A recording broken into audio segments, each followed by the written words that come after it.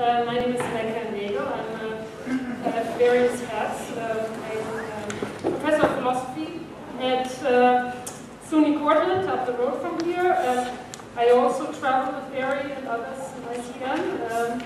And in the Institute for African Studies, as a fellow there. This year, I'm actually not here. I'm in Germany, teaching full-time in Fulda University in Intercultural Studies.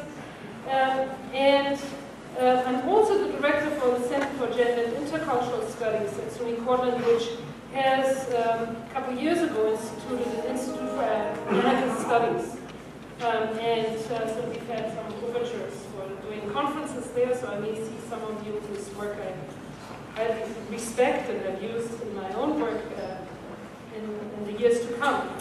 I want to thank Barry for inviting me to be participating here, and Ray as well as a co-organizer, and of course Molly for doing all the important work to get us together. In The Art of Not Being Governed by James Scott, Scott mentions that it's not enough attention has been paid upon those who have resisted a state formation. Have literal conference that focuses on on the peripheries and really on the end of peripheries, on decentering, and not only being in opposition to the state and state violence, but really thinking deeply about the colonizing process and decolonization efforts. In that vein, I would like to make an intervention, if I may, particularly with my suggestive book, Decolonizing Anarchism, that we've had quite a few rich papers already on the Americas, and in particular special attention on decentering US, Canada, settler states. But there's something a bit disconcerting, and that is particular absence of the African presence in these conversations, the African presence of south of the Sahara.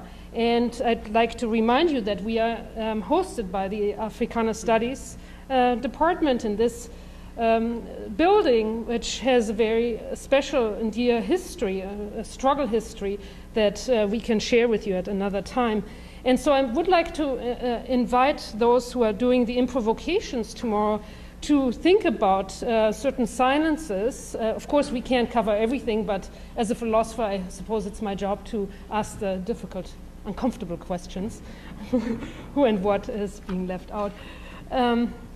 So on that note, we're going to start again, and our first speaker will be Ray Craib, and Ray hails, of course, from Cornell, teaches in the Department of History, and authored Cartographic Mexico, A History of State Fixations and Fugitive Landscapes, and forthcoming in Spanish translation now with UNAM. He is currently completing a book on the persecution of subversives in Chile in 1920 and the death of the poet José Domingo Gómez Rojas.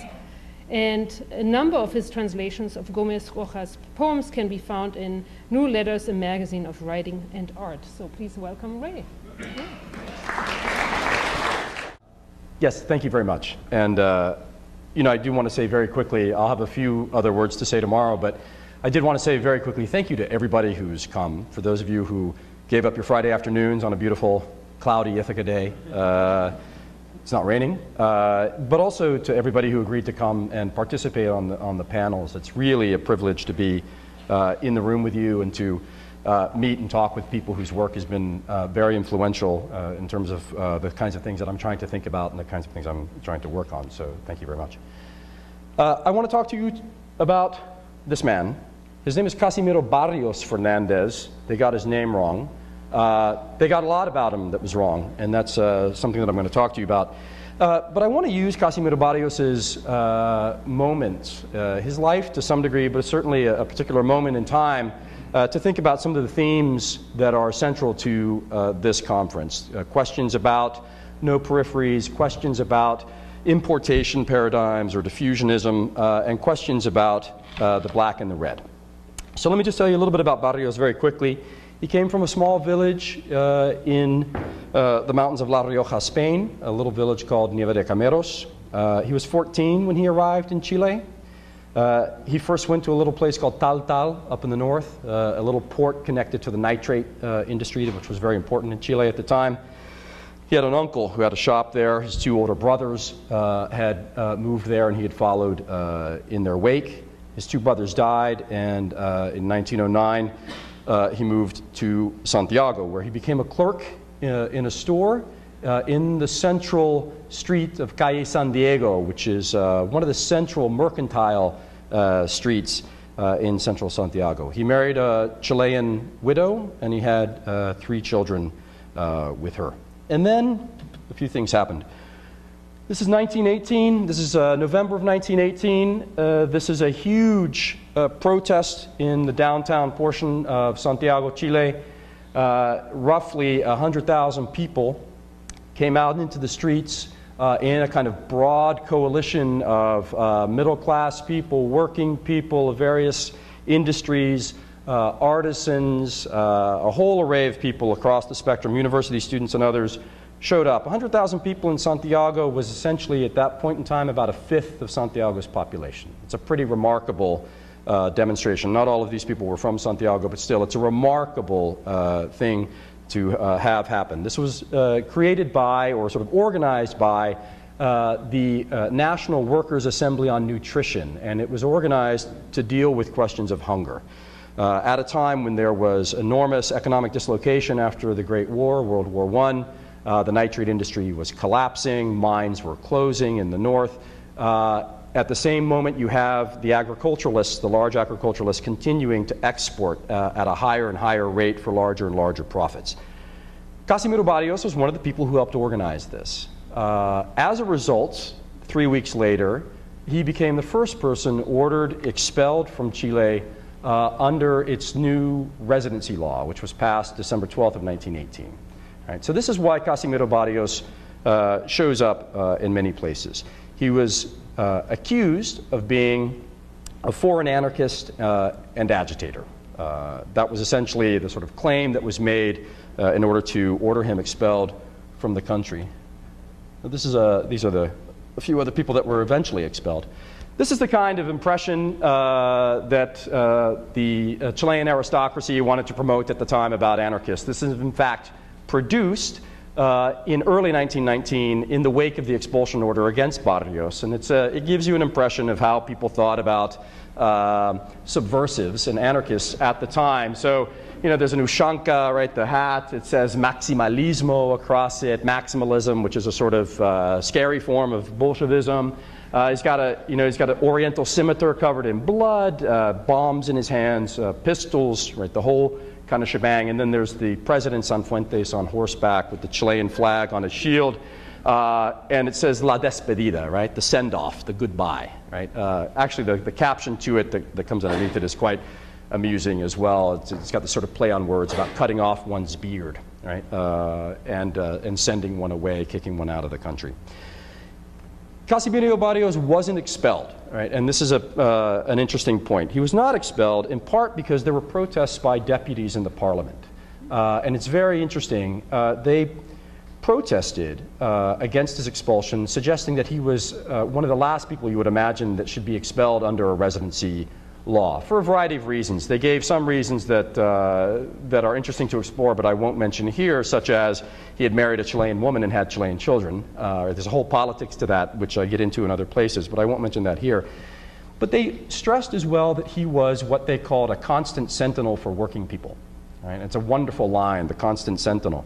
Barrios was somebody who advocated very strongly for what's called the law of the chair, which is to say, if you are a clerk in a shop who has to stand behind a counter, you need to have a half-hour rest every 6 hours of working time, and a chair needs to be provided for you to sit on and rest. So he was a strong advocate of this. He was a strong advocate of Sunday days of rest, right? The 6-day work week. He was also a strong advocate of prohibiting the sale of alcohol. Some of you might say, oh. But He was someone who agitated quite intensely around alcohol sales, especially on Sundays, but also throughout the week. And you can imagine the Chilean wine industry was already very important in the 19-teens and the 1920s. In fact, many of the parliamentarians from the Central Valley were wine cultivators and wine growers, as well as being exporters of foodstuffs. And so they very quickly, the deputies very quickly picked up on the fact that he was being targeted for these kinds of reasons. And because of this, they were able to, in fact, eventually have his expulsion order rescinded. But a couple of things I want to say about Barrios and why I'm spending some time on him. He was someone who was quite rooted in Santiago. He knew the labor law. He knew who the allies were in the parliament. Which deputies he could count on. He knew who were the shop owners who were exploiting their workers. He knew who the distributors were of alcohol who were working underneath the radar and distributing alcohol on days when they shouldn't be. In other words, he's somebody who was very rooted and very grounded in Santiago, and he's someone who, I think it's worth emphasizing, was a sedentary anarchist. And I think it's very important because there is oftentimes, and this is not a critique of this at all, but the emphasis often is on, Enrico Malatesta, right, or on the great figures, right, who moved around, the peripatetic agitators, enormously important to the movement. I'm interested in Barrios because he was a guy who lived in the same house, worked in the same clerk store for the decade that he was in Santiago before he was eventually expelled. He was the guy who did the grunt day-to-day work of knocking on doors, organizing people, putting himself out there at risk to constantly go to prison where you were guaranteed to acquire tuberculosis, by the way. I mean, to go to jail in the 19-teens was a huge risk because the risk of tuberculosis was enormously severe. So he's a sedentary anarchist, and it's an obvious point, but it's one that I really do want to stress.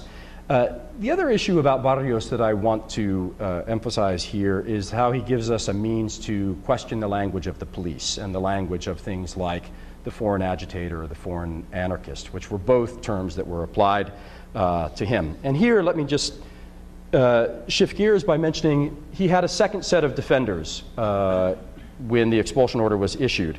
And those defenders, the people who came to his defense, were members of the Socialist Workers' Party, the POS. He himself was a member of the Socialist Workers' Party. He also called himself an anarchist on occasion, amongst many other things. A free thinker. There was an interview with him where he says, I'm a socialist, I'm an anarchist, I'm a free thinker, and you should have met me years ago. I was much more radical then. He's very irreverent, right? And this is part of what gets him in trouble. I'm very interested in the politics of insolence. You think about people like Oscar Wilde and others. The politics of insolence are very powerful. But the Socialist Workers' Party membership came to his defense as well. And one statement really struck me. This is a man by the name of Enrique Huerta.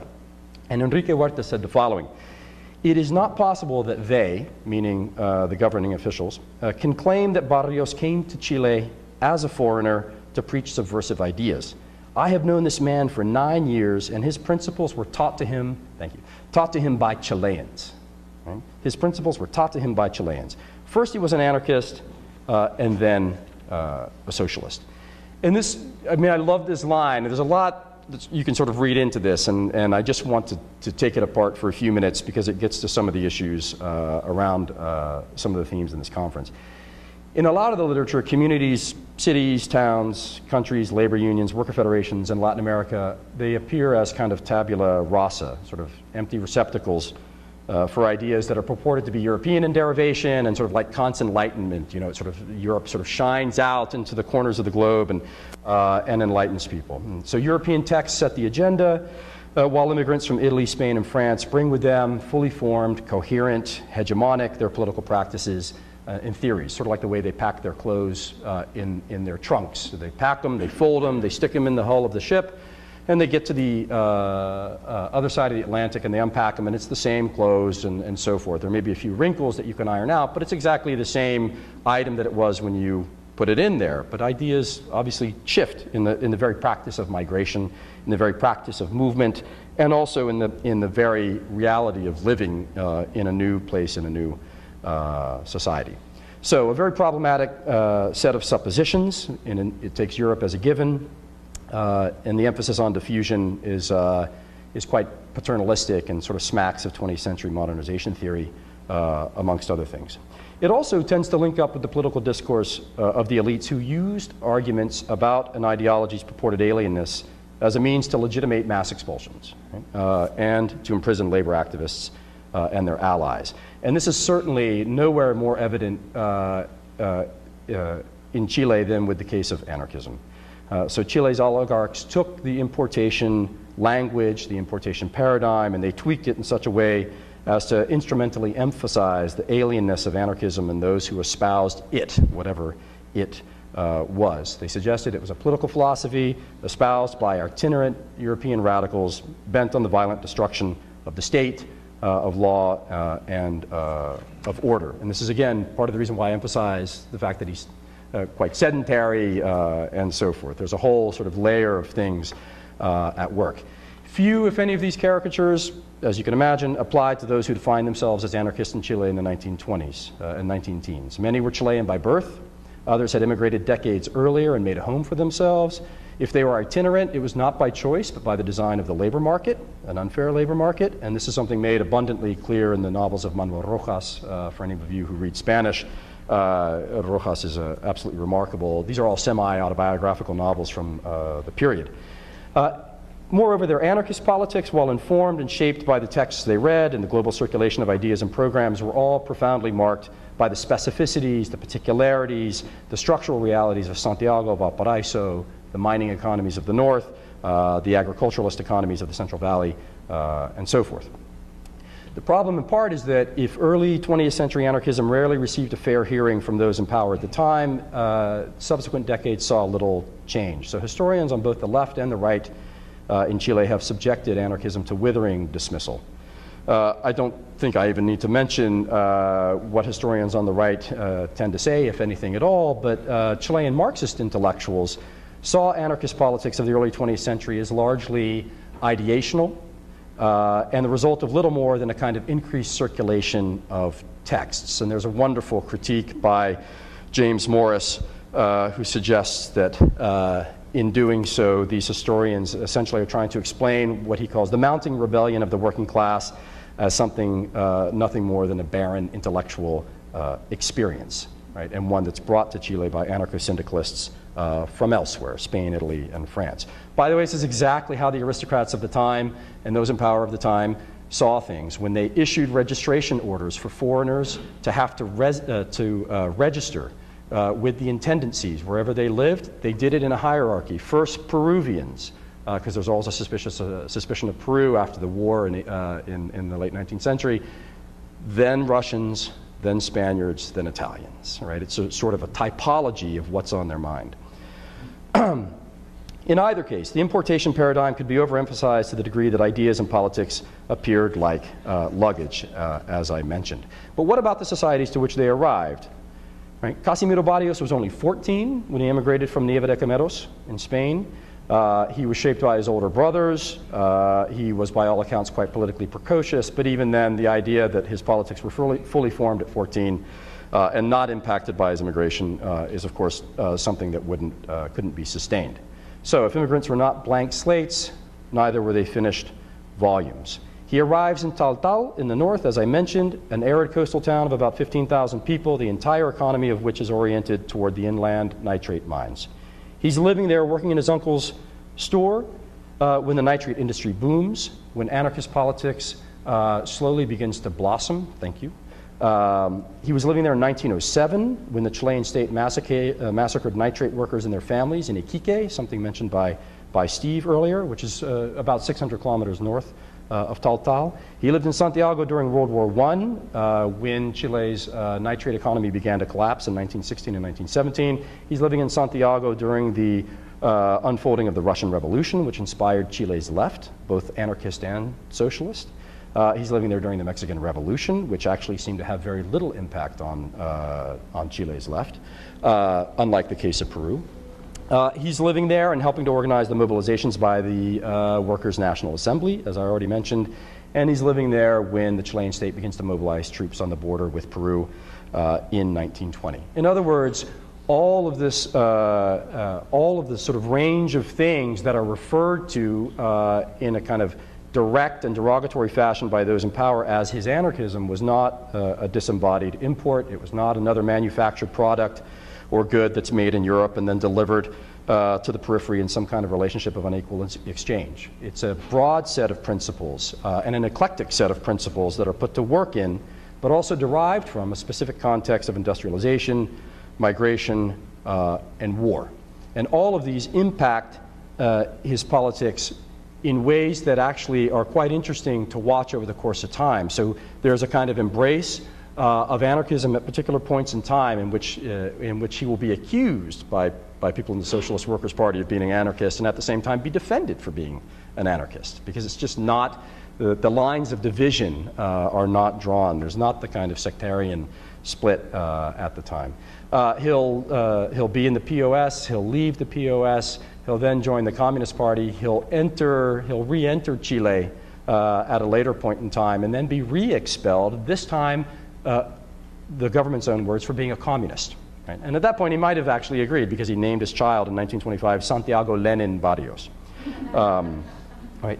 But what I just want to very quickly say, I'm not trying to say here that his ideas are from Chile, right? That's not the point. It's not a nationalist argument, and I don't think Enrique Huerta's comments about having learned his ideas from Chileans is a nationalist argument either. The point is to de-emphasize the degree to which his ideas were seen as from someplace else, right? Some kind of abstract or artificially coherent Europe, right? And to move past the language of importation or diffusion. It shouldn't be about Europe or parochializing Europe. I mean, this is a point largely about seeing his ideas and political philosophies as part of a kind of intellectual commons, to which it's really difficult to pinpoint some kind of proprietary right. And property is the problem, right? And so the idea of assigning a kind of proprietary right to these ideas that are part of a large, mobile intellectual commons is enormously problematic. And the other issue is simply to escape the trap in some form or another of seeing ideas as misplaced or somehow out of place. So there's a reporter for the weekly Zigzag who interviews Barrios when the expulsion decree is issued. And the reporter says, in the conclusion, says, Barrios is a victim of the criminal propaganda that circulates among workers in old Europe, who, through the university or through books, are imbued with utopian theories, which, if they don't fit there, are even less appropriate here in Chile, where currently our greatest evil is an excess of liberties. Right? I mean, it's a very powerful line. Right? So anarchism, Bolshevism, maximalism are all supposedly then misplaced ideas and don't fit into the context of Chile. And most of you know this is the same sort of logic applied to Trotskyism and various strains of Marxism and anarchism by the Pinochet coup, the Pinochet junta in the 1970s. Neoliberalism for them was not somehow an imported idea at the time. So, just the last couple of comments here. The issue is, in some sense, thinking about Huerta's comments when he says things like he learned his ideas from us Chileans. He's not referring to all Chileans. He's referring to workers and organizers in the POS, in the Socialist Workers' Party. He is not critiquing imitation per se for the sake of critiquing imitation. Right? What he's trying to do is to defend a politics and a set of ideas as being in their rightful place. Here, Chile, now in 1918. Right? So in other words, it's an argument to show that the ideas espoused by the POS and their anarchist allies and all the people who sort of occupied both of those categories and more could not be easily dismissed as not being Chilean or as unfit for Chile or as out of place in some form or another. These are all ideas linked to the global history of industrialization and exploitation, and it's a history that's acted upon by anarchists and theorized by anarchists and maximalists and others. One way to think about it in the sort of language that was sometimes articulated at the time was as plants rather than weeds, right? A weed is a plant that just somebody doesn't want there, and the government doesn't want the weed, right, of oppositional politics. It doesn't want the weed of anarchist politics, but it's a plant that takes root precisely because it's not out of place. Okay. The last thing I'll do is very quickly tell you something about Barrios, and then I'll stop. Oops, I went too far. There it is. This is Barrios in 1931. He's a correspondent for a newspaper in La Paz. He's expelled, as I mentioned, in 1927, and he goes to La Paz. And he's expelled in 1927 for being a communist. He names his son Santiago Lenin Barrios. He goes to La Paz, and he starts agitating and organizing with the anarchists in La Paz, right? Not the communists. And he goes, actually shows up in one of the great works of Bolivian labor history, Guillermo Lora's History of the Bolivian Labor Movement. Barrios shows up in that. Barrios declares war to the death of the dictator who had come to power in Chile in 1925 and attempts to re-enter Chile in 1931 across the northern border. In the Valle of Azapa, he is found by 3 carabineros, and he's taken into the valley and he's murdered. In 1931. Thank you.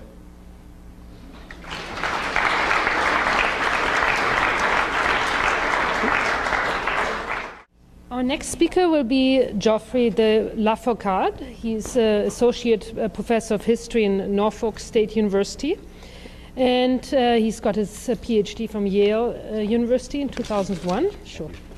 And he's also the Director of Internationalization at the university. He's co-editor of an anthology on anarchism and Latin American history, which is coming out very soon with University of Florida Press. And his previous publications include a chapter in a book on anarchism and syndicalism in the colonial and post-colonial world, 1870 to 1940, and an article called Transnational Anarchism in Latin America in the special issue of Estudios Interdisciplinarios de América Latina.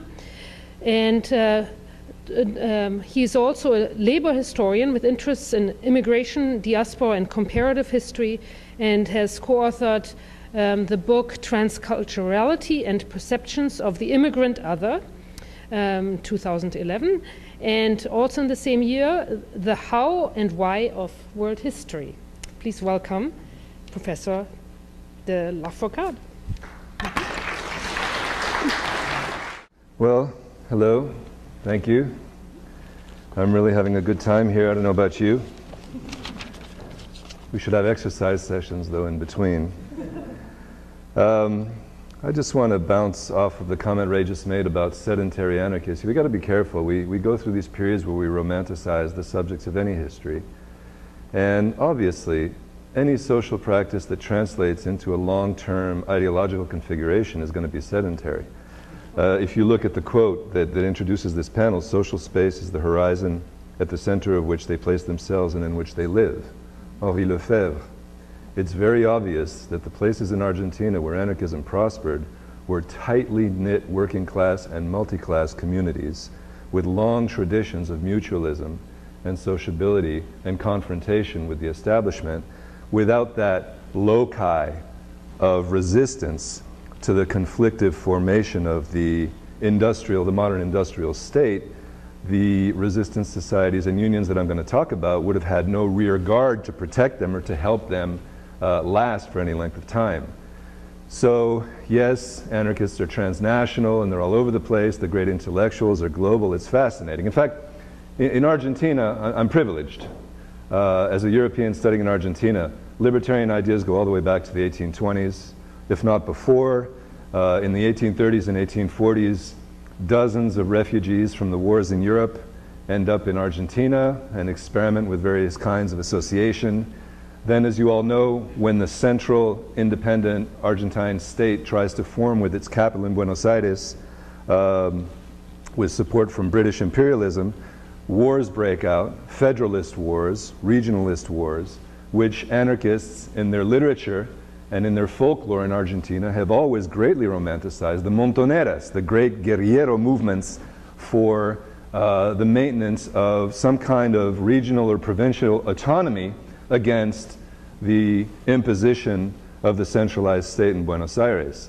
So anarchists who came from all over the world and who came from Argentina had a rich legacy with which to work, a cultural legacy long before Malatesta and Pietro Gori and Ettore Mattei and all these people came along. Not only that, but who is Argentine? I mean, At the end of the 18th century, the first northern Italian mariners start navigating up and down the Paraná River, just as the decline of the northern region that was integrated to the colony through Bolivia and Peru declines, and the export economy in the Pampa rises. So people are navigating up and down the river and forming provincial cities such as Rosario, which became the capital of anarchism in Argentina, understudied, the Barcelona of Latin America it's called. But for those of you who have heard a lot about anarchism in Argentina, you probably still don't get it. And the reason is, all of the history that's been written in any language that I read has been very archaic. It's founded in 1901, and it dies in 1910 or 1916 or 1930, depending on your perspective. And then there's the whole evolution of why these crazy radical ideas prospered for a while but really couldn't work out. Sorry, it's a necrology. It's also very institutional. People look at what they see in the newspapers, labor federations, declarations, and things like that. So when you go in and you dig in deeper and try to do a social history of the everyday lives of anarchists in Argentina, you get a quite different picture. And to make a long story short, because I'm good at long stories, anarchism was especially powerful in the service sectors, especially transportation sectors, especially in the merchant marine, port cities, and for a while anyway, for a few decades in the railways, for obvious reasons. Circulation, migration, and transfer of information and technologies and militants. So the more I looked into this and into the port districts, the more I realized that just like all over the world, port districts were very cosmopolitan, very agitational. But in Argentina, there's an extreme case. The little Piccola Italia, a little neighborhood called La Boca del Riachuelo, south of Buenos Aires, right on the border with what is now Avellaneda, on a little mouth of a river called Riachuelo, was a cosmopolitan quasi community of craftspeople that had a long history in Argentina. And the way the port was configured and the way the modern city developed in the late 19th and early 20th century, anybody who worked there and called a strike, essentially, you know, any 2,000 or 3,000 people could paralyze the entire Argentine economy by blocking the entrance to that river and to the modern port facilities. And if you do that, you bring the state to its knees and you draw tremendous backlash and tremendous repression. So the history that I'm about to chronicle is all about constant and massive repression against anarchists.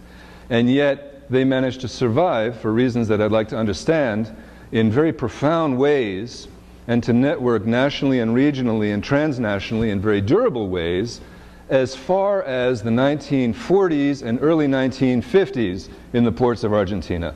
And the legacy of some of the practices that were implemented by anarchists and syndicalists, who can't be studied separately, as well as the many different, you know, socialist traditions that were there in the neighborhood and that were long-standing, were still very visible in the 1940s and 1950s when the Peronist National Popular State tried to create, you know, just like all the other modern nations of the time, a welfare state image with a strong pro-labor mythology. Many of the ideas and the myths and the stories and the language and the rituals and the theater and the poetry and the slogans, the aesthetics were borrowed straight from the most radical tradition in Latin American labor history, which was the anarcho-syndicalist tradition. A lot of people like to call Buenos Aires the port of entry of the anarchists from all over the world. It was the second largest anarchist movement in the first half of the 20th century after the CNT in Spain. So, what do we know about this? It's easy to go into a history. Foundation of the resistance societies in the late 19th century, 1901, 1902, split with the socialists, attempts at union, arrival of the revolutionary syndicalists, debate over the function of the union, anarcho-communism versus Bakunanism, the arrival of the socialists who early on in Argentina started promoting labor legislation, and then eventually the rise after World War I, especially from 1916 and 17 onward, of massive strike movements, not just along the littoral but also in the countryside, which forced the government in the 1920s to begin negotiating some kind of legal, social, and structural domestication of the working class for the purposes of national integration. I could go into the details of that history, but won't. What you have probably heard of is the newspaper La Protesta. Almost everybody who works in Argentina and on Argentine anarchism has heard of La Protesta and read La Protesta. But there were dozens, if not hundreds, of anarchist publications of different persuasions. And what's more important to my argument here is that even at times when the fora was weak, even at times when the movement seemed defeated, anarchists were always present in other organizations. Anarchists, by definition, were anti-political, but it said in their statutes in Argentina that anybody could have any views they wanted, religious or political or whatever, as long as they kept them at the door of the union hall, and that it wasn't part of the strategy of the local federation. So they were extremely flexible, eclectic, and open to a variety of discourses. And sure enough, when I did my labor history, I found them allying in major strike movements with social Catholics, sharing tribunes with German priests. These are very anti-clerical activists. I found them constantly participating with socialists who derided them as unsophisticated in the media, but who were involved in either protecting their rights against deportation or sharing their platforms for the 8-hour workday, etc., etc. Alfredo Palacios, the first elected socialist parliamentarian of Latin America in 1904, came out of La Boca del Riachuelo and was very involved in defending anarchists all the way into the 1950s. So the question about sort of inventories of various ideologies, forget it. What's important are the relational spaces in which they evolve and how they can maintain strength or why they become divided over time. So let me talk a little bit about resistance societies, because this term is not current. It's not very often used, although, by the way, there's a resurgence of the anarchist movement in Argentina among the youth, but also among civic associations, labor movements involved with horizontalism, you've probably heard, but also movements that are actually trying to study the anarchist past and are usually based in cities like Mar del Plata or Rosario, and which are therefore along the littoral. And these anarchists are networking with new technologies in a different time with activists in Bolivia. It used to be that the anarchist influence seemed to come from Europe and focus on Buenos Aires.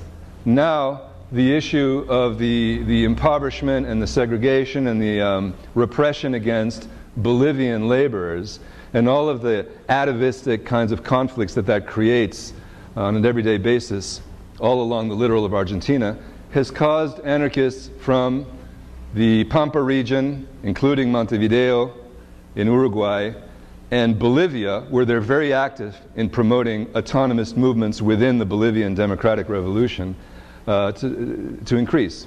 So what happens? A lot of these young people are going back and studying how anarchists dealt with unemployed workers, indigenous peoples, and things like that, in ways that we didn't even think of back when we were still, hoping some kind of labor insurrection would happen in the 1980s, right? Or was it just me?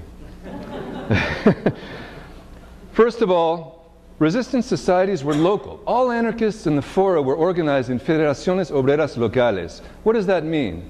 It means that craft societies, but also cultural organizations, ateneos, they were called, libraries, artists, collectives, grupos de afinidad, would all be organized in a local federation, and they would meet, usually, to engage in some kind of activity.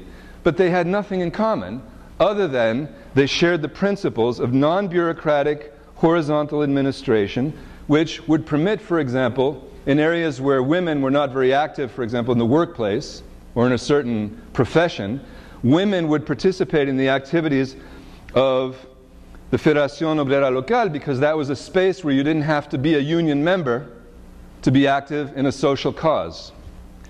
Anarchists, like socialists, were very involved in rent strikes and, against rises in costs of living and all kinds of bread and butter issues. Workers came from the rank and file. Their leaders did as well. No one received any pay. This was a big contrast with later syndicalist and industrial unions. So it was a voluntary type of association that created a kind of a perception, a self-perception of freedom and self-determination and pride in the locality. Also, they retained some mutual aid practices from organizations that were older, usually immigrant-based or religious-based, such as paying a bit out of your monthly wages to entitle members to medical and disability benefits. So they organized the cultural life of the locality. They organized the class struggle, so to speak, in the locality. They organized the creation of public spaces, market harangues, the use of mutual aid society theaters for revolutionary theater and propaganda. But they also organized welfare benefits at a time where not only did most workers not vote, men or women, but at a time when most of them didn't even have citizenship and certainly had no way to put pressure on the state in order to guarantee retirement or accident benefits or things like that. So the labor movement really there's a gestational period from below, not just of organization, but also of the creation of a sense of class consciousness or a kind of consciousness of the people at the local level, a pride in locality, and a strong independent streak that made it a lot harder for political parties, especially the Socialist Party and later, of course, the Communist and Laborist parties, to make any inroads there. What did these people do? First of all, they played a role, an integrative role, ethnically and in gender terms, of mixing a lot of people up. They participated in strikes, slowdown, sabotage, propaganda, boycott. They had a whole repertoire of symbols and rituals borrowed from both Republicanism and Catholicism in order to compete with them. Rituals of sacrificial, sort of repetitious sacrificial rites about the martyrdom of the working class in Argentina, the suffering of the poor in Argentina, the martyrdom of indigenous people in Argentina, especially along the littoral. That was a big issue. They had funeral rites, their own anarchist funeral rites with their own symbols, their own anarchist hymns, secular hymns that were modeled on religious hymns and national anthems, but had a completely subversive theme. And of course they draw on these anarchist almanacs published by European immigrants that brought in the literature from all over the world and translated it into Spanish for their inspiration. They got revolutionary names and nicknames. They still do. My friends, in Argentina, one of my best friends of the Fora, his name was Amanecer. I almost called my son that, but realized it was ridiculous. But, it's kind of nice. What does Amanecer mean in English? Dawn. Yeah, dawn, awakening. They have all these great names. They play these roles. Usually, though, resistance societies were very defensive. They represented the resistance of the working class to the enemy, which was foreign capital, the national state, the church, the political parties, everybody who infringed on their attempts to create some kind of control over their everyday lives. Yet at the same time, they had an educational function and an agitprop function through theater and performance art. Some of the greatest playwrights come out of the anarchist tradition. Some of the greatest musicians and tango composers come out of the anarchist tradition.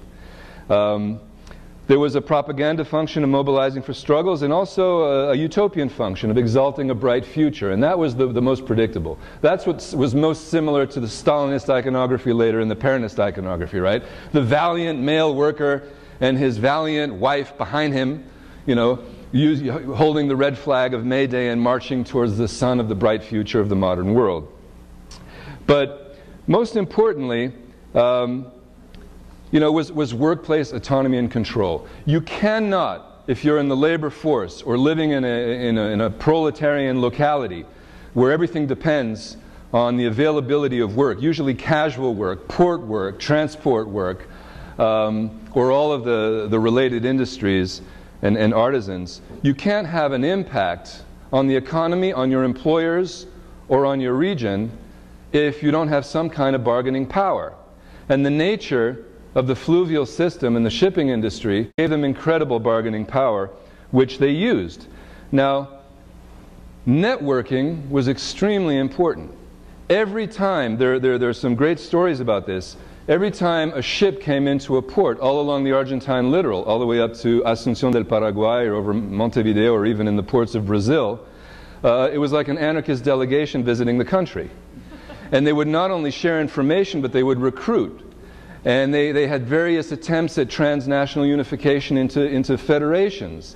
That's the way they became aware of other people's issues. Of course, the Fora communicated with the anarchists in Peru, and people that came out of this vast industry of longshoremen and mariners, I'd call it an industry, but a vast sort of cooperative of radicals in Argentina, began talking about indigenous issues even in Argentina and challenging genocidal laws promoted in the spirit of liberal positivism because they had heard about the sort of shared predicament of indigenous peoples in Argentina, northern Argentina especially, Paraguay, the Mapuche, with the struggles of the Andean world. For example, Horacio Badaraco was a port worker who criticized in his writings the disdain that a lot of anarchist intellectuals, La Protesta types, had for popular culture. He advocated support for indigenous peoples, African-descended peoples, although he didn't call them that, called them blacks, and rural gauchos, and basically said that their cultures remain alive in so many parts of our land, and one present in the struggles and the dreams that we share as libertarians. So he not only founded La Antorcha in 1921 with Rodolfo González Pacheco, who had been influenced by the Russian Revolution, but also by the university reform that throughout the continent shook the left in 1919, was it? Or 1819. They became linked to, he established links, communication with José Carlos Mariátegui, and they exchanged points of views on the importance of anarchism for the social struggle. José Carlos Mariátegui is one of the founders of Latin American Marxism. They engaged with figures like Sandino and Zapata. Badaraco actually went to Spain with Buenaventura Durruti, who spent some time in Buenos Aires and fought in the Spanish Civil War. There are other figures that I could name, a whole series of them. You were fortunate just to pick one person. I was going to present a whole team of exciting men and women who basically reflect the incredible cosmopolitanism and the constant engagement with local realities and challenges of workers, their families, and their neighbors around issues of pride and control over their destiny. And there's one thing that I want to summarize in my last 20 seconds because it's the most important part of the talk, which is that even the larger, I mean, we look at anarchists and all of a sudden they vanish and they're not in the news for 2 years and we say, oh, they were destroyed. But they were actually very present in the much larger syndicalist movements, even industrial syndicalist movements, because due to the power of the anarchist and syndicalist influence in the Argentine labor movement, that federalism, that belief that any organization could, in order to represent the working classes, had to be based in a locality and had to have some kind of autonomy with respect to decision making, some kind of a deliberative process from the bottom up in order to come together with a platform or an identity. That belief was shared, for example, by the Maritime Workers Federation, the most powerful trade union in Argentina in the 1910s and 1920s, still powerful in the 1930s, and which was only destroyed in 1950 during a strike against the Peronist regime. You find all kinds of anarchists present in sections of unions that are not nominally anarchist. And this continued into the 30s and 40s.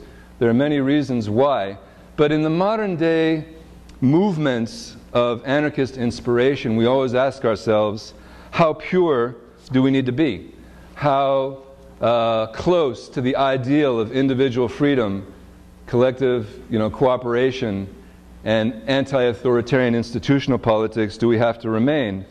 The answer is, in order to develop a language of resistance, in order to develop a kind of structure of feeling, as Raymond Williams would say, a disposition among people from a wide variety of backgrounds for your ideals, and this includes across class lines, ethnic lines, etc., you absolutely have to allow for some kind of deliberation and conflict and dissensus at the bottom, at the very first point of encounter.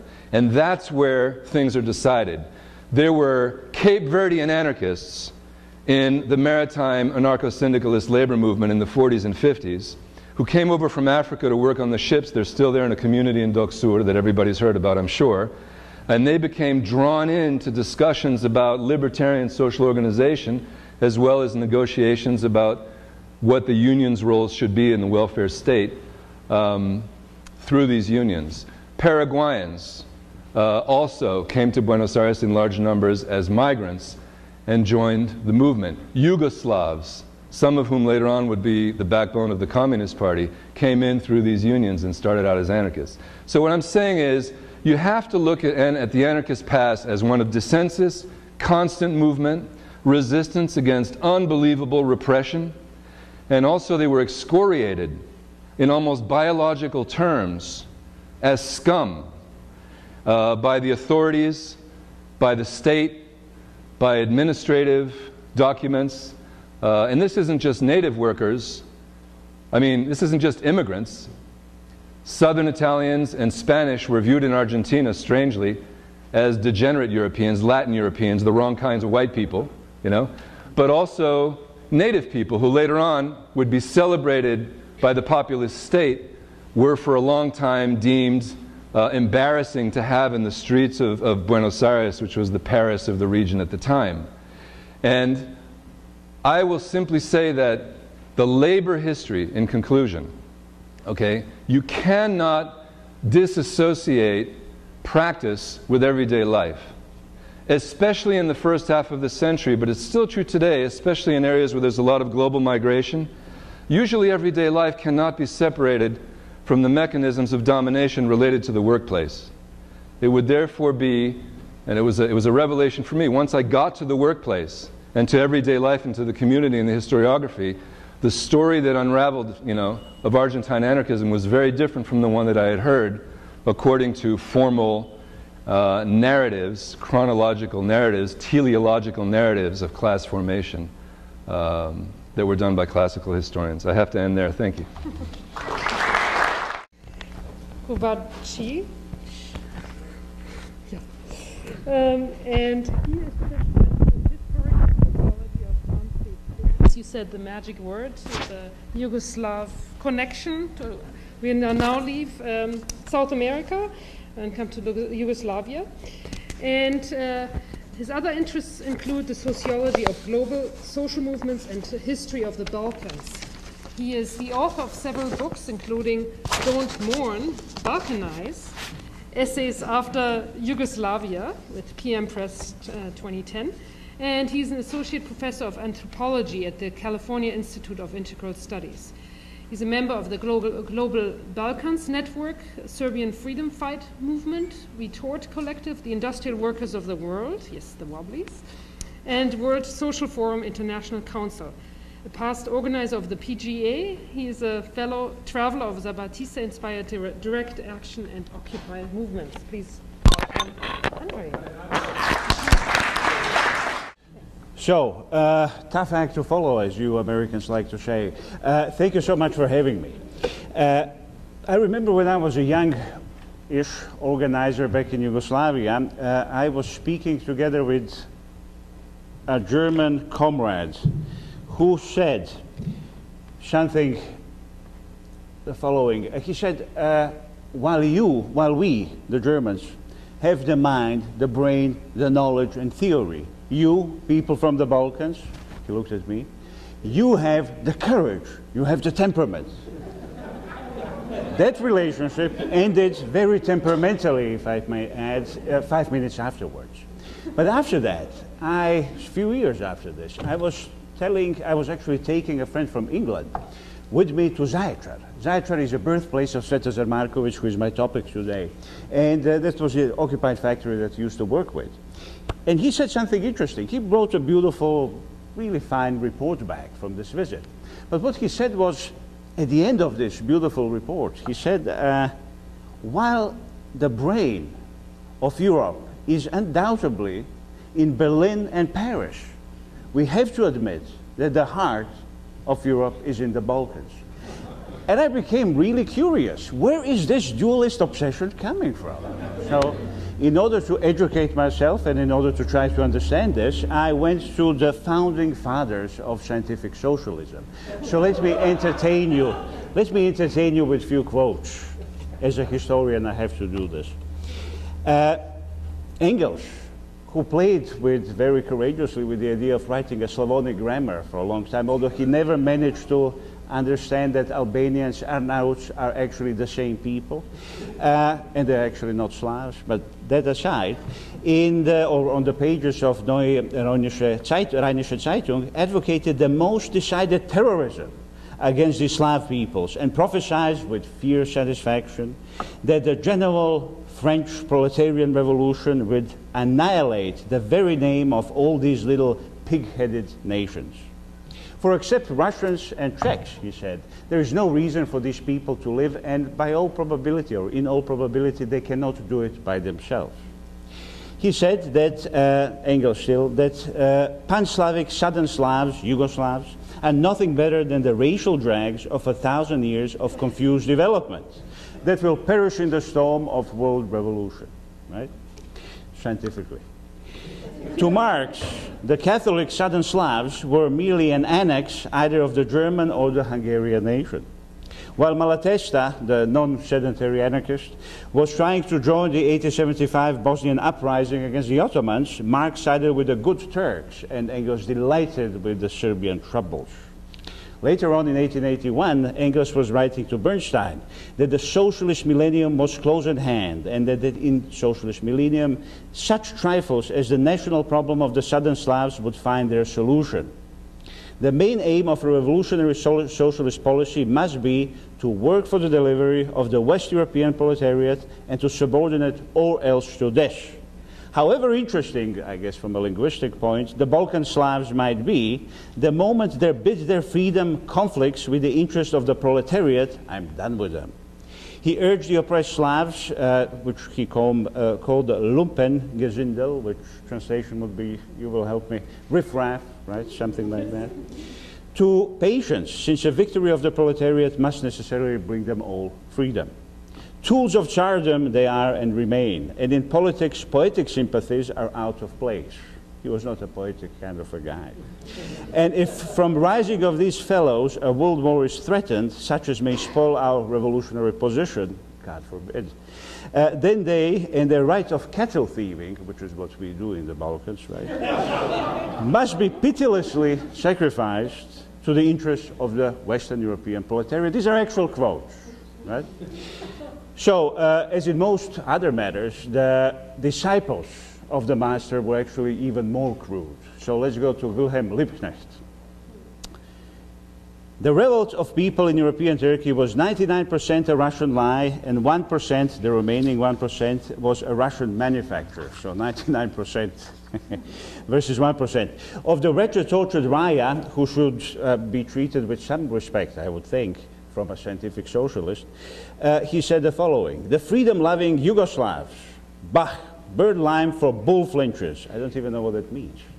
The freedom-loving Southern Slavs are just as real as the South Russian villages which Potemkin decked up for the Empress Catherine. Hitherto, not a single specimen could be found. Even in 1912, at the outbreak of the Balkan War, Pacific social democracy, saw the Balkan states as, again, cattle thieves, robbers, and peacebreakers. Jean Jaurès, with the sentimentalism of Pierre Loti, lamented the expulsion of the Turks, and he said, for the Balkans is pitiful, and there is no socialism in this underdeveloped lands. So it's an early use of the word expression underdevelopment. Now, if we look at the Balkans during this long 19th century, we actually discovered a very extremely rich socialist tradition, and we discover actually something very similar to what Ilham Kuri-Magdisi, our compañera, discovered in Eastern Mediterranean, which is the fact that there were many groups and perspectives. They were melding, synthesizing, borrowing different ideas from the West, and applying them with great creativity and inventiveness to things that were actually happening in the Balkans and in the case of Svetoslav Marković, Serbia. Only later, and this is what I discovered through painstaking research, because you really need to go to the archives, this whole idea that the history of the Balkans in the 19th century is somehow a conservative reactionary reality, dominant position, it's total nonsense. It was a time of a rich, if contradictory, radical synthesis that was only later, and much later, forcibly incorporated into the first reactionary nationalist, then Bolshevik communist, and then finally neoliberal or new liberal historiographical narratives. Now, nobody represents the synthesis better than Svetozar Marković. How many of you have heard of Svetozar Marković? Not, there is one person. And that's exactly my point. The thing is that Marković was not only the first socialist in the Balkans. He received his education in Russia, in St. Petersburg, on the font of Russian populism. He participated in the activities of the Russian section of the First International in Switzerland. He organized first consumer and producer cooperatives in the Balkans. He edited Serbia's first socialist newspaper. He was arguably the first theorist of bureaucracy as a distinct social class. And he developed a program premised on directly democratic communalism and horizontalist Balkan federalism. It is said that in Europe in 1870 and 1880s, it was Serbia and Russia who were the countries with greatest number of socialists. And this was to a large extent the result of magnificent and relentless revolutionary activity of Svetozar Marković, who still remains largely unknown in the West. He was born in Zaječar, again in Serbia in 1846. He very early on went to St. Petersburg, I think in 1866. And St. Petersburg, as Kropotkin would remark later, was at that time not the city of Chernyshevsky, but of General Trepov, who had this remarkable career in brutality. Marković became a disciple of very mysterious and very interesting Smrogon Academy, a place, one of the Russian student communes, where he met Varlam Cherkezov, Russian revolutionary, a beautiful guy, who kind of weaned him away from the pan-Slavic theories and pushed him towards Chernyshevsky and what is to be done. He also was spending a lot of time with Dmitry Pisarev, frequenting nihilist circles, writing about, with complete fascination, about women who cut their hair short and wear all kinds of eyeglasses. It wasn't usual in the Balkans at that time. And he was reading Bakunin, Narodne Odelo, which means the, how do we translate that? Narodne Odelo, the works of the public. After this, and after Prince Michael, or Mikhailo, was assassinated in 1860, he went to Switzerland. And in Switzerland, he became the correspondent for the Russian section of the First International. There were many young people whom he had as admirers. And finally, he lost his government stipend because he was vitriolic in his attacks on Serbian government. He decided to become sedentary and to go back to Serbia and to wage a struggle against everything which has grown too old, to destroy the old and to lay the foundation for a new edifice. Belgrade in those days was an obscure place even more than it is today. It had 25,000 people and 500 police officers, which means 1 for every 5 inhabitants. So as soon as Marković arrived, he started to influence somehow this solid state of affairs. He became an advisor to the students from Velika Škola, that breeding ground of bureaucrats, he called it, and their organization Brotherhood of Pobratimstvo. Most of them got arrested because of this connection later on. Another important activity during this phase was his involvement in cooperative movement, of which he was a founder, and his comrade Đura Ljocić founded the first cabinet makers cooperative in Serbia in 1870. Many others were to follow, both consumer cooperatives and productive cooperatives of cobblers, tailors, and farriers. The Serbian state, of course, and did not have much patience for this supporter of Paris Commune, active member of the First International. His socialist journalism made things even worse. 1871, in June, he started the first socialist newspaper in the Balkans. The name was Radenik, the worker. The name was chosen to signal internationalist cause of radical socialist group, their unwavering hostility to the project of Great or Greater Serbia, and their support for Paris Commune, which had enormous influence on Marković. He was publishing both anarchist and Marxist literature, and the program of Radenik is usually described as near-anarchist. The newspaper was a phenomenal success. It had a circulation of 1,500, an incredible figure. 10? Really? Barely begun. 1,500, incredible figure in the city where average newspaper printed no more than 500 copies. Interestingly, and I think Barry will enjoy this, Radenik received support from a group of young artists, members of the new realist current in Serbian literature. These angry young men, as they were called, included Jura Jakšić, the Heine of Serbian youth, Milovan Glišić, Jaša Tomić, many others. Most of these anti-authoritarian writers accepted his dictum that the writer must inspire the people, live life as the people live it, express the feelings and aspirations of the people. They soon founded another journal called Little Imp, Vragolan in Serbian, which created immediate sensation among the Belgrade public. This was a forum of anti-authoritarian writers with clear libertarian thrust, published a number of interesting satires, and because of spreading embryonic communism, all of them were either imprisoned and or expelled. This included Markovic, who had to go run one very cold morning to the Hungarian territory of Novi Sad, which is today again in Serbia. His exile in Novi Sad was a disappointing turn of events, but he accomplished many of his goals, and some were indeed remarkable. You have to remember that he founded a socialist newspaper in a country where 95% of the population was illiterate. It was quite an achievement. And as one of the American experts of Markovic, Woodford McClellan, asserts, this was one of the most important successes which the European socialist movement had enjoyed up to that time. As soon as he arrived to Novi Sad, he started organizing an uprising in Herzegovina. Namely, he delighted in conspiracies, and as many anarchists do, but he pushed the whole organization towards a more broader concept of Yugoslav unity, from a greater Serbia, from a pan-Slavic position to a far broader concept of unity. After that, he went to Zurich to meet with Bakunin. Him and Bakunin were great friends. He was supporting Bakunin in his fight against Marx in the First International. He hated, and all of this we know from the third section documents, that infamous Russian political police that was publishing all of this. He was bitterly opposed to Nechayev, but he had respect for Bakunin. However, he was no Bakuninist.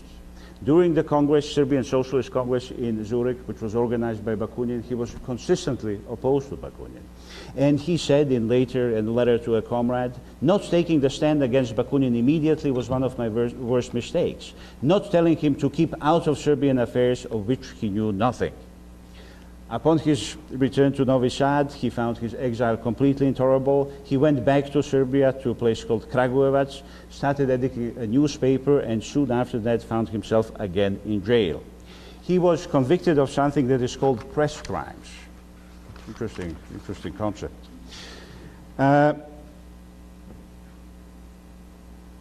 He was speaking during his trial for the whole day. At the end of the day, speaking in a very hoarse voice, he proclaimed that socialism and justice is justice, and collapsed into his chair. It was hard for the presiding judges to maintain order, for the courtroom was filled with peasants from the countryside, workers from local factories, students and townsmen, coming to support the man who stood up against the bureaucrats. Serbian peasants, one contemporary wrote, knew virtually nothing about socialism, but they knew Svetozar Markovic. He was pronounced guilty of all charges, sent to jail, where he attracted violent tuberculosis, as was the custom back in those days. Soon after, he was liberated, left from Serbia, because he was about to be arrested again. He gave most of his money to Ninkovic sisters, his friends, to assist them in establishing the first school for women in Kragujevac, in Serbia. This is 1870s, right? He escaped to the Hungarian town of Baja, where he boarded a train to Trieste, where he died. When his body arrived to Jagodina, it was greeted by thousands of peasants who came to bid farewell to their beloved Svetozar, some of them shouting at the police to remove their hats in the presence of the saint. He was 28 years old. Most of his followers joined the long-awaited revolt in Bosnia, which erupted in July of 1875. They have played an even more important role at home. The plight of peasantry, anti-colonial struggle against the Ottomans, this was all fertile ground for socialist agitation. You could see red flags absolutely everywhere. We have a beautiful example in 1878 in Kragujevac, where people were parading, shouting, "Long live the Republic, long live the Commune, long live communal autonomy," and chanting a Serbian Carmagnol against God and the ruler, against the priest and the altar, against the crown and the scepter, and the merchant usurer. For the worker, for the peasants, we fight the good fight. In 1892, Serbian social democracy arrived, mirrored many of the concepts that were put forward by German social democrats, and insisted that Marković was a figure of minor historical importance. Although anarchists, like Krsta Cicvarić, insisted that all Balkan socialists learn their ABC from Marković, Yugoslav communists, after the revolution, relegated him to, what was the Leninist expression, dustbin of history, right? Bulgarian social Stalinist Todor Pavlov wrote that Svetozar Marković was a man of feeble mind and body who never understood Marxist determinism and theory of class struggle. True enough, but very much to his credit. They said that he was a utopian socialism, and this was for a long time the opinion of Latin Kaperović, the foremost Serbian regime historian, who, even after her recent conversion to market fundamentalism, continues to blame Marković for primitive parochial suspicion of European modernity and even for Yugoslav wars. Professor Woodward McClellan is, as far as I know, leading American authority of Marković, authored a fine book about Svetozar, but displayed embarrassing ignorance of anarchism. Fundamental flaw of his book is that he sees Marković eclecticism not as his greatest strength, but as a sign of immaturity. The attempt of Marković to relate ideas of Marx and Marxists and Bakuninist socialism and to apply them to local conditions of Serbia was something that Professor McClellan found almost offensive. I don't know why. Sensitive people. This particular provincial blindness to the local reality of the Balkans, refusal to take local place-based struggles and place-based logic of struggles seriously, make it impossible for McClellan to see Marković as anything else but inconsistent and contradictory, charmingly utopian and childishly impetuous. Listen to this, this is a quote. Socialism of Marković was a cry of grief, sometimes of anger, especially in backward and emerging nations suffering from a cultural gap. After all, he was from the Balkan Peninsula, perhaps the most famous disputed ground in the world. He was a typical intellectual of the periphery, a half-educated project of subjected backward society, a coughing revolutionary with a big heart. We are back to the heart again, right? I don't have time to go too much into detail about the program of Svetozar Marković, but the most important things about Marković is his program, because I have 1 minute left, is his program of democratic communalism and his idea of horizontalist, all-inclusive, democratic, directly democratic Balkan Federation. This is something that we can talk, if you wish, later on. I have to say that today, I feel many, many decades, centuries later, I feel very proud to call myself a disciple of Svetozar Marković. In a dialogue with both Marx and Bakunin, disagreed creatively with both of them, he sought a Balkanized, and by this I mean eclectic, socialism, defined not as a new economic system, but as a new way of life, based upon communal institutions and instincts, rather than upon inexorable historical laws. He argued for socialist movements that are not only anti-colonial with respect to the West and the East, but also revolutionary with respect to the Balkan past. His socialism was ethical and visionary, eclectic and humane, and I would add, despite my German comrades, very theoretical. Perhaps his greatest contribution is his federalist project, a feverish attempt to subdue the separate nationalisms of the Balkan peoples in favor of all-inclusive, directly democratic federalism. This is the kind of antinomian imagination that we in the Balkans need to rediscover and reimagine and reinvent after decades of ethno-nationalist warfares and neoliberal, most recent neoliberal enclosures. All power to the commune, Balkan Federation against all states and beyond any nation. Thank you.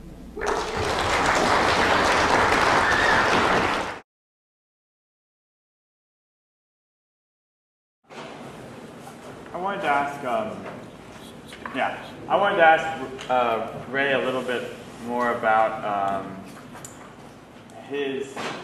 how he engages with the misplaced ideas idea. I was thinking, it really struck me, I mean, I was really excited about this panel, particularly because of the question of saying no periphery, and it made me think of when Gramsci says the southern poor peasants didn't have to read Bakunin to enact and think the Great Revolution. So so there's some sense of, so I get it from that point, and I also thought it was very interesting the notion of using a discourse of foreignness and alienness to justify mass arrest of people who participate in anarchist thought and principles. But I was wondering, what about the other argument where someone says that you need to maintain that distinction between various modalities of anarchism in order to avoid foreign imposition of ideas. So I guess one question I was thinking about was whether or not it has something to do with specifically anarchist historiography, because in, say, the Haitian Revolution, to not take into account Jacobin thought would mean leaving something significant out of the Haitian Revolution. You have to think about that relationship between what's commonly called the metropole and the colony of the periphery. I think the same goes for Marxist thought in Latin America, where the only way they can avoid the Communist Party forcing them to follow the dictates of the semi-colonial program is by arguing that, look, you have no understanding of the local conditions here, but still maintaining a commitment to Marxism, but saying there's things that go against the quote-unquote Marxist principles that are actually just European Marxist principles. So I wonder, how does that relate then to the question of anarchism? Thanks, Kevin. Yeah, no, so I certainly don't want to suggest in any way, shape, or form that there's not a whole world of dialogue and texts and so forth, right? And this is something that all of these folks are very conversant in and with. My interest more so is what is the sort of, in a certain way, the intellectual condition that it's raised vis-a-vis Latin America, which is, thank you. The misplaced ideas that someone like Roberto Schwartz, a Brazilian philosopher, talks about, which is that the issue of imitation always comes up, and the response is one of two options. Either you get a response in which there's a kind of embrace of the nationalist position. And so what you do is essentially cut away whatever appears foreign, and whatever residue is left is your authentic, whatever, Brazilianness or Argentineness or something like this, right? Very problematic. Or the antithesis to that ends up being a kind of revelry in the emancipation of the mass market with no reflexiveness about imperialism. And so it's that, so in other words, there's two errors.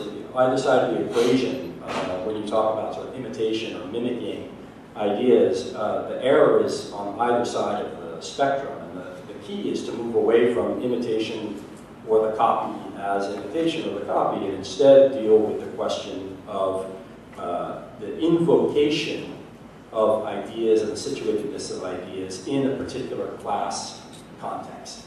Right? And that's why I'm interested in Huerta's. This individual is kind of raising this point in a very explicit fashion. I was very struck to see him actually raise it in that way, and very, very specifically, very critically. And it's that interests me. So it's not so much, I mean, they're reading extensively and quite broadly. They're very oriented, as I mentioned, towards the Russian Revolution rather than the Mexican Revolution.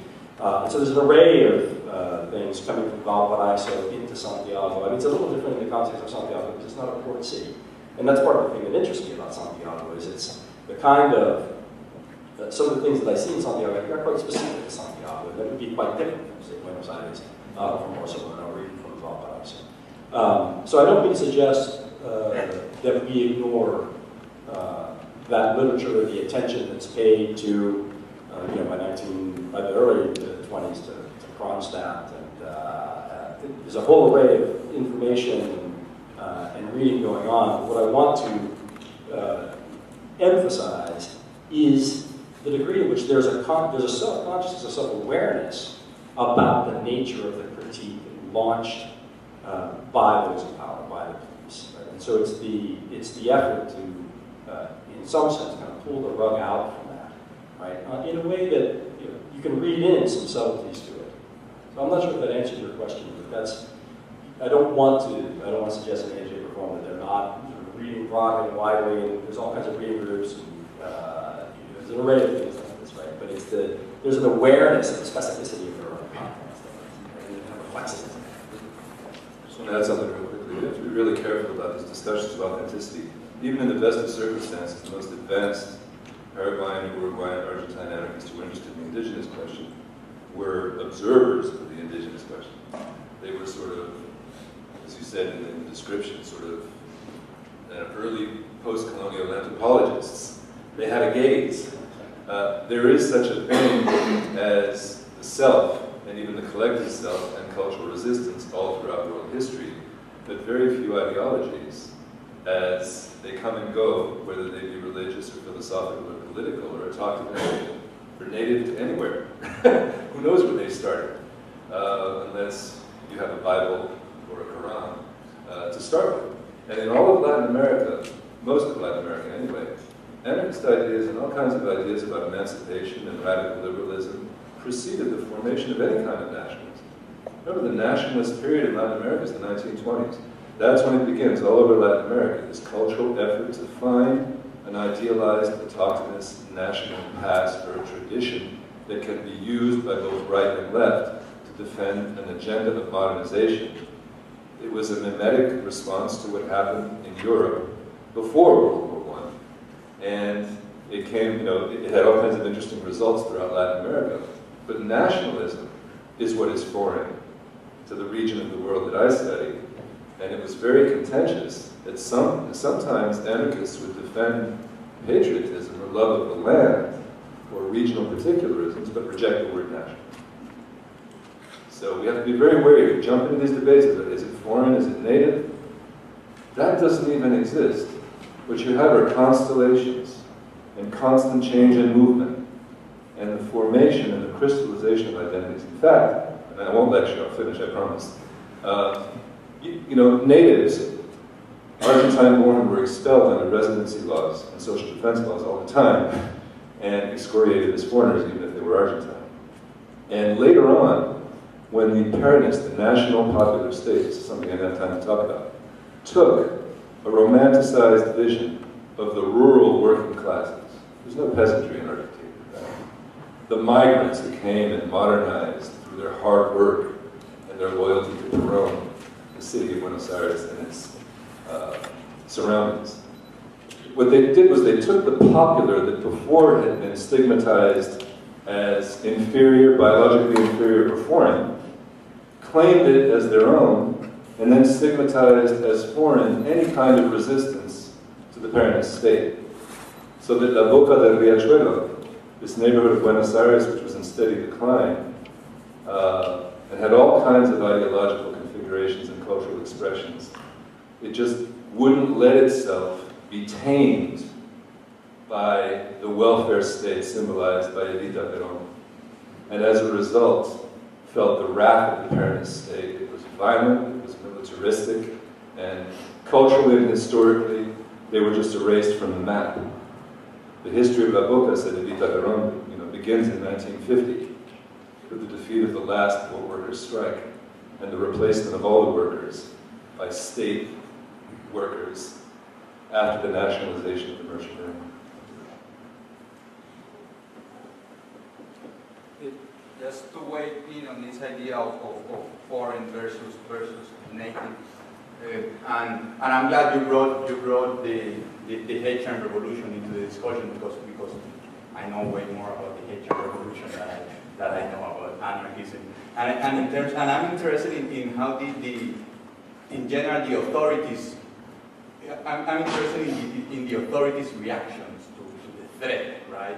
And in the case of the Haitian Revolution, and I in particular study northern Guyana, northern Colombia, and I see these viceroys, these governors clearly perceiving this. Okay, this is a foreign threat, and after identifying this as a foreign threat, there's a course of action, right? But I'm interested in the cases of Argentina and Chile that Geoffrey and Ray are treating here. What is that perception of the authorities? Is this a foreign threat? Is this a local threat? How do I guess in the Chilean case you're sort of posing the argument that this is organic, this is native, this is Chilean. So it's while in the case of Argentina you could restrict immigration. That's not going to be possible. But in the Chilean case, is this? So where's the enemy? How did authorities tackle this? I'll just be very quickly.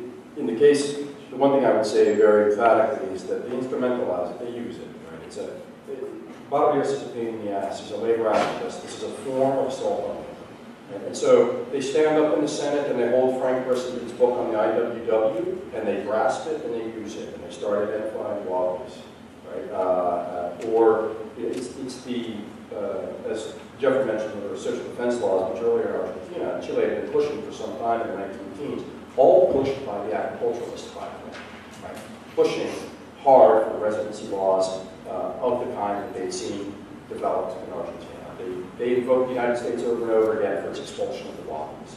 Right? So there's it's quite ironic, given that talk about an importation paradigm. So it's that, from my perspective, I mean, what you're seeing happen is the use of the language of foreign subversive as a means, as a kind of circulating language. We live in it every day now, that those languages that get used as a means isolate, expel, jail, essentially labor, agitators, and labor. Right, well, I'll just quickly say criminalization and medicalization is this notion that there was a biological cancer, a tumor in the social body that was imported and had to be cured, justified a lot of these things. But most importantly, it was fear of the mob. So the repression was vicious until around the First World War, and then people trying to find ways, legislators trying to find ways to bring in various parts of the mob and civilize them. It was a domestication of the dangerous classes. This happens all over the place during industrial modernization. So whatever discourse, there were competing discourses of nationalism and of conservative and establishment liberal thought. They tried to come up with solutions to social ills so that they could create. This is vital to the nation state. It has to be organic. It has to be a body with organs that function and blood that circulates through the organs harmoniously with no illness and no interruption. And so, since anarchists, what do? They disrupt, they sabotage, they stop, they break. They're constantly, moving. They're trying to create something entirely new out of nothing. They were considered the ultimate terrorists, the ultimate scourge of society. When you read the parliamentary discussions, I don't care if they're socialists or radical civic union or conservatives or fascists, everybody was using the language of the Argentine Patriotic League. These people have to be eliminated from le corps social, el cuerpo social. Yeah, so a brief comment and question to Latin America. We'd like to ask somebody, does somebody have a question for Andrew? I have a question. You are. Well, I was a comment within my question. I'm fascinated to hear your references to your quick revision of classical European Marxist and other traditions, marginalization of the Balkans and a reminder of the significance of the Balkans. I mean, in recent years I've had an interest in the development of Salonika, which of course until just before the First World War was a major part of the Ottoman Empire. And I was struck by reading that it was actually the largest industrial center of east of Vienna, and certainly in the southeastern part of Europe. So, I mean, I think maybe we're entering a phase where we're going to see some more attention given to the Balkans. May I actually ask my question? Can we? Yes, we do. Yeah. What is the question? Well, whether there was a comment. I said it was a comment, really. So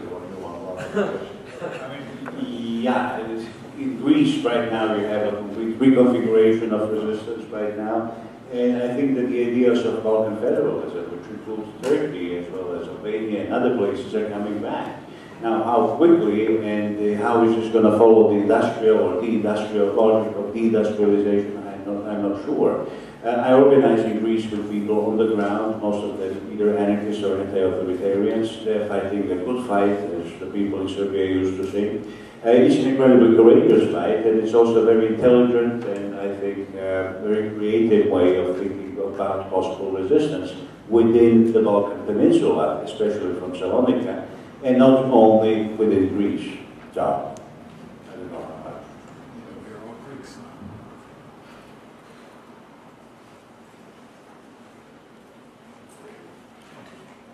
I have a question for Andre. I really like the way in which you performed the semantic reversal of balkanization.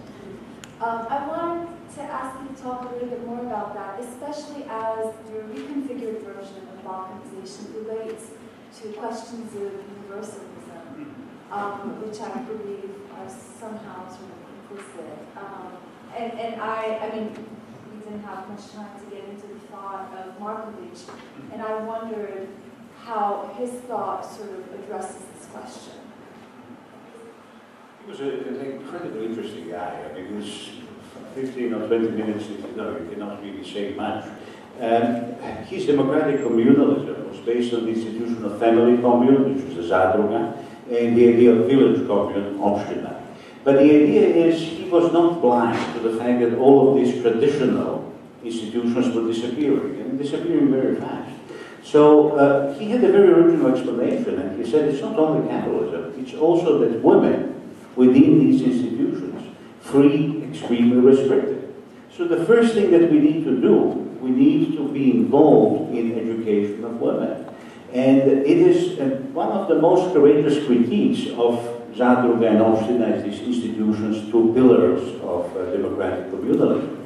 Now, Balkan federalism, he played with this idea of organization himself. He never used it as the way that I'm using it, I'm calling for organization from above, right? When they are balkanizing us with bombs and, you know, Balkanologists and other bandits. And organization from below, which is when we resist. But we also define something that I call politics of organization and organization of politics, which for me is the idea of Samir Amin was talking about strategic delinking and relinking. I'm talking about something similar. Regional organization. Arturo Escobar also wrote an interesting book recently about river regions in Ecuador or Colombia, describing the same logic of organizing in a way that is regional, that is based on something that is not the Craib principle of mono-ethnic nation state, something that actually breaks completely with the logic of Euro-colonial, Euro-capitalist modernity. And Markovic in that sense was a subversive. He was waging a war against European universalism.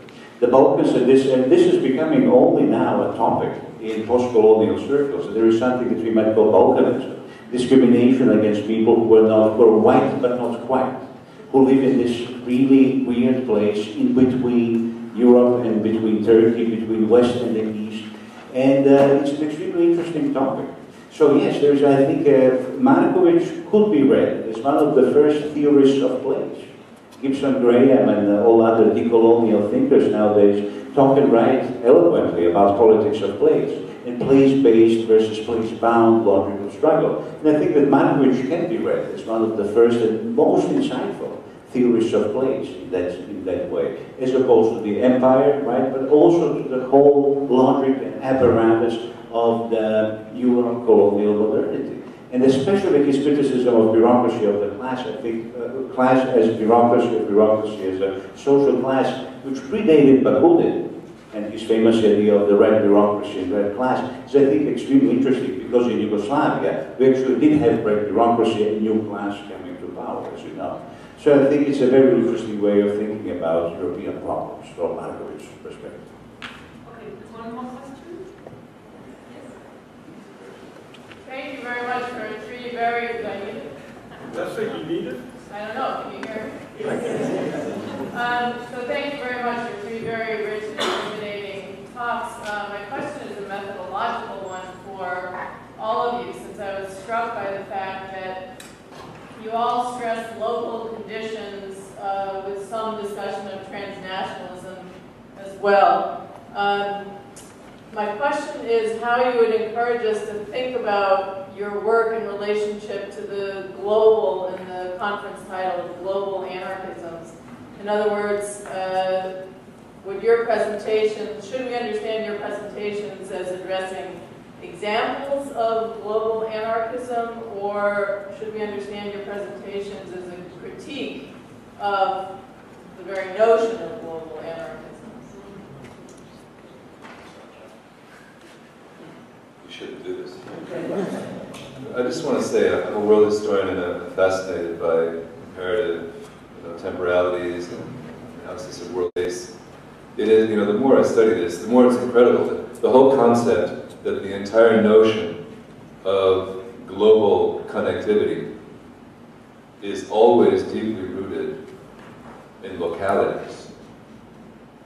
And that, of course, is the commonplace social scientific explanation of globalization today, right? The ecological movements, all of the various counterculture movements are saying locality, global. There's even a word out there, globalization. Have you ever heard of it?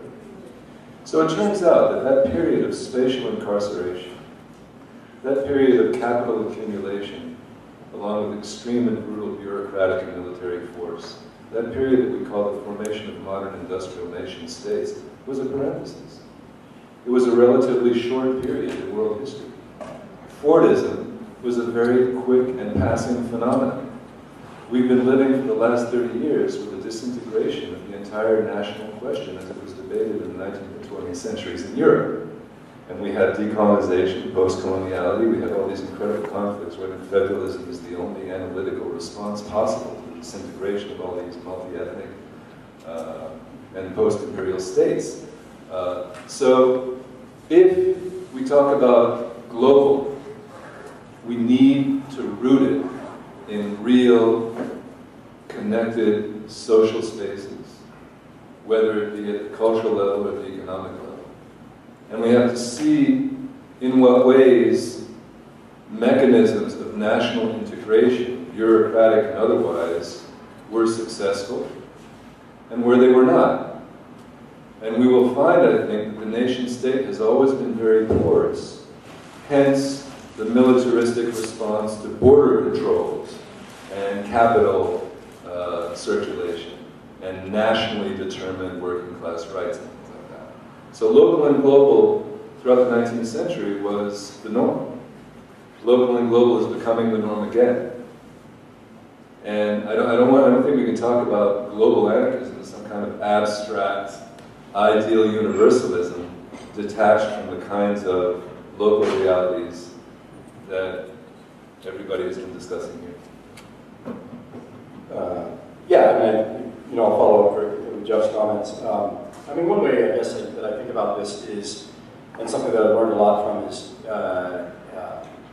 unfortunately learned a lot from, is watching Cornell's idea of the global and community engagement and public service and things like this, in which the idea espoused by the institution is that for students to have a community-engaged learning experience or something like this, they need to go abroad. And it frustrates me no end. I'm not parochial. I have nothing against, I grew up outside of this country. It's not a parochial argument. But the reality is that you can go down anywhere in Ithaca and you'll see the world. Not just physically see the world. You can, if you open your eyes, the contradictions of capitalism, the contradictions of where we are now, the kinds of things that the world experiences in all its variety, those contradictions are here too.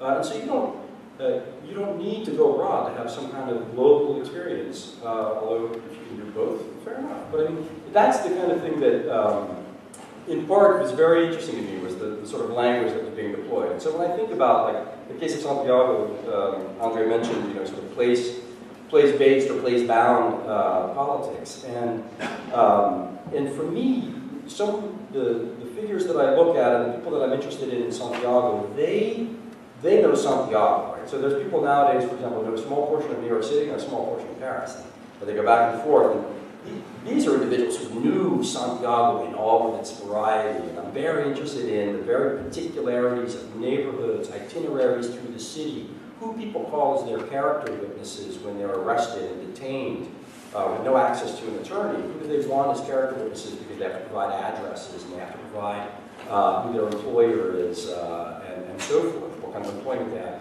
And you begin to actually construct a series of layers of maps that can take you into Santiago in great detail and at the same time allow you to pull out and look at the whole array of structural issues that both the workers in Santiago and the inhabitants of Santiago in the right of ways are confronting. And so what I want to do is be able to give it the specificity without losing a kind of a sense of the sort of broader structural conditions. Just one point to add to going downtown. You will actually have to go up the hill to go to the local jail, which is right next to the airport that some of you came. You can escape. The reason why Nagel was talking about the place, which is, I didn't have time to develop this, is because his idea of place was very postmodern, very decolonial. He thought that campus school economy is uneven. So there are places in campus school economy that are not completely incorporated into the campus school economy. Place is never completely incorporated into capitalism. So there are places where capitalism is weak. There's places where capitalism can actually be arrested. It can be in some ways managed. And he believed that Serbia, as well as Russia, can actually escape much of the problems of capitalism. And so something that Zapatistas are trying to do now in many ways. So, and I think there is some logic to this. Logic in terms of arguments. I think this is a very good point. It's been recently rediscovered by theories that we were mentioning. But in terms of place in Europe, and I think your question is excellent, because it also allows me to say how much I owe to Benedict Anderson, Ilham Puri Magdici, Maya Ramnat, and Steve Hirsch were here, from whom I learned that there was something which might be called long 19th century, which was a century of a global radical culture. A place where people were, again, beautifully, Benedict Anderson writes, where Karl Marx was writing in British Library, Malatesta, non-sedentary, was organizing in Argentina. And I think that's an important thing to remember. That kind of analysis is something Markovic, for example, again, he was in Zurich, he went to Switzerland, he went to Russia. He was trying to combine things that he learned in from Russian revolutionaries, from people in the First International, and to apply it to the reality and local conditions of the Balkans. So he was not a parochial guy by any way. He was trying to formulate a different kind of internationalism, in a sense very Brodelian, where he saw a region as a mediator between a place and between something that might be something larger. So this is a Brodelian logic at work here, which I think is very interesting. And anarchists, traditionally, most of them, not all of them, were always fascinated by the idea of stateless federation, of horizontally organized, articulated federation that rests on agricultural and workers' cooperatives. That's why I ended with all power to the commune, because this is actually an alternative. And it's not a parochial alternative. And this is why we talk again today, and hopefully we're going to talk about this tomorrow, about communism. The most important point for me that I think all three of us tried to make is that there was no such thing, and for this I blame Marxist historians, there was no such thing as this horrible separation between Marxism and anarchism, at least in the period that we were describing. People were at the same time anarchists and Marxists. There was a true unity of red and black. People are thinking in both terms and trying to translate between both systems of thought. Only later, with party-defined movements and nation-state defined movements, the whole politics of place and politics of organizing became something that is now entirely unrecognizable. So communes, communism,